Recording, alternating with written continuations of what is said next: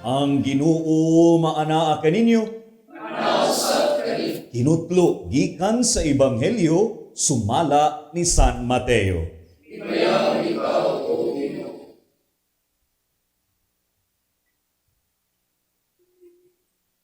Unya gidala si Jesus sa Espiritu ngadto sa kamingawan aron tintalon sa yawa.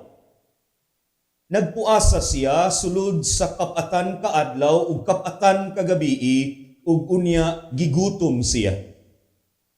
Ang yawa miduol kaniya ug miingon, "Kun anak ka sa Dios, himuang pan kining mga bato." Si Jesus mitubag, ang kasulatan nag-ingon, dili mabuhi ang tao sa pan lamang, kundili sa matag pulong usab nga isulti sa Dios. Unya si Jesus gidala sa yawa ngadto sa balaang syudad ug gipahiluna siya sa kinatas-ang bahin sa templo ug giingnan, "Kung ikaw anak sa Dios, ambak ngadto sa ubos, kay nag-ingon man ang kasulatan, ang Dios magsugo sa iyang mga anghel pagbantay kanimo. Sapnayon kanila sa ilang mga kamot aron dili madugmok sa bato bisan gani ang imong tiil." Si Jesus mitubag, apan nag-ingon usab ang kasulatan, "Ayaw tintala ang Ginoo nga imong Dios." Unya gidala si Jesus sa yawa ngadto sa usa ka taas kaayong bukid ug gipakita kaniya ang tanang gingharian sa kalibutan ug ang ilang kaanindot. Ang yawa miingon, "Ihatag ko kanimo kining tanan kung muluhod ka ug musimba kanako." Si Jesus mitubag, "Ahawa Satanas, ang kasulatan nag-ingon, simbaha ang Ginoo nga imong Dios ug siya lamang ang alagari."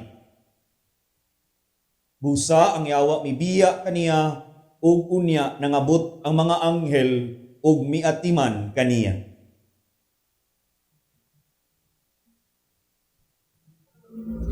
Ang Ebanghelyo sa Ginoo. Dayon ikaw, O Kristo.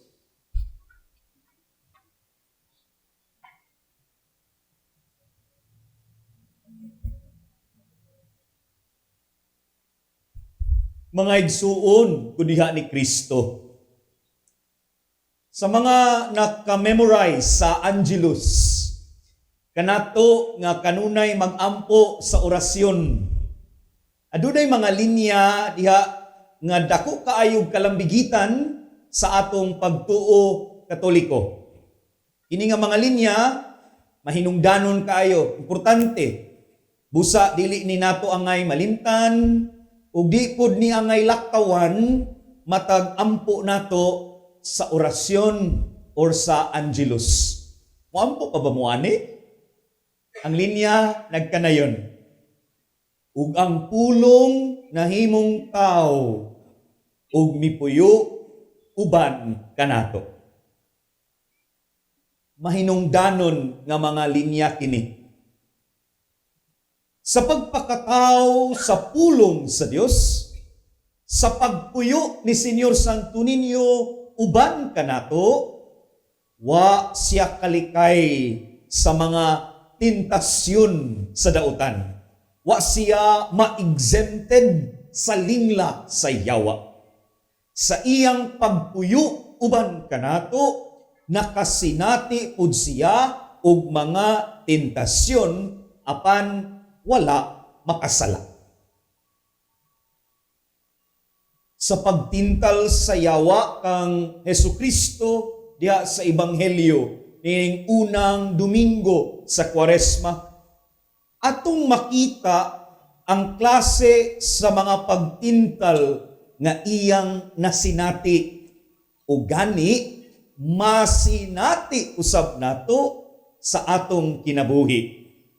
Sa in English pabitaw, we have our own share of temptations, but not totally different from Jesus' temptations done by the devil. Tagsa-tagsaon na to, okay ra? O mo magdali? Una, kusog ang tentasyon kung grabe atong attachment sa mga butang ning kalibutan. Kusog ang tentasyon sa grabe natong attachment sa mga butang ning kalibutan. Wa kumingon sa ang attachment kusog ang tentasyon diha kung grabe atong attachment. Tanawa ra gud kung di ta maantigo mo let go, sa angay na i-let go, sakyan ginisyawa ang atong mga attachments. Attached kaayo ta sa mga tao. Din ata ka buhi niya or nila. Attached kay ta sa mga butang. Attached kay ta sa usa ka kahimtang. Di nataganahan baka mo balhin. Di nataganahan mo hawa or baka mo usab. Imbis na anay angay usbon. Attached kay ta. Susihon ka nga atong kaugalingon ni ini. Ug di ta angay nga magpalabi sa atong grabe ka-attach sa mga butang, sa mga tao, sa mga pait nga mga kagahapon. Kay gamito ni sa yawa kana nga mga unhealthy attachments nato. Kundi ta mo let go ni ini, kundi nataganahan magkat-on sa pag-move on. Tanawa lang, palihom, basin kana nay gisakyan na ay daghang tentasyon diha. Alak ka. Ikaduha, nagmata pa mo? Ikaduha mga igsuon, kusog ang tentasyon sa yawa kung di na ta masaligon. Kana bitawng puno na ta sa pagkamadudahon. Madudahon na kaita, di na ta maantigo musalig. Kini nga kinaiya, mao'y sakyan sab sa yawa, aron maguba ta. Aron mag-anam ta ug palayo sa Ginoo. Bantay ragud na, di na gani ta musalig, lisod pod ibutang ang pagsalig sa Ginoo. Maghimo na ta og laing saligan. Ang kuyaw mga igsuon, dako nakaayo niya tag salig, kumpiyansa sa kaugalingon nga to the extent ipakadyos na nato ang atong kaugalingon. Bantay ta ana, kay maunay na hitabo sa yawa, siya na mooy magbuot sa iyang kaugalingon. Di na niya ibutang iyang pagsalig sa Dios. Kana lang nga kinaiya. Tentasyon pa niya, wa pa ni sala. O pata maghisgot og sa. Kung di na ta musalig, wa na ang pagkamasaligon, puno na tas pagkamadudahon, diha sakya na sa yawa. Bantay ta. Ikatulo,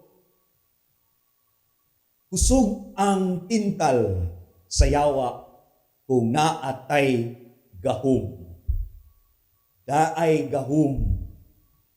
Kunang gahom, dili nato tarungon o gamit, kini ang gamiton sa yawa sa pagguba kanato. Bantay ta sa mga tao nga may gahom, na ay daghang tentasyon niining maong klase sa kahimtang. Kanang kitay haot, kanang kitay labaw, kanang kitay buot pirmi tahurot, kitay gitahon. Kusog kay tentasyon diha, kundo na tay gahom. Tanawa, dili sayop, dili sala na ay gahom.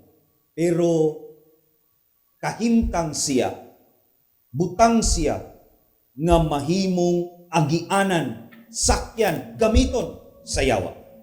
Aron ta tintalon o eventually masakyan ni siyawa, kasagit ta. Tanawang kahimtang sa katilingban.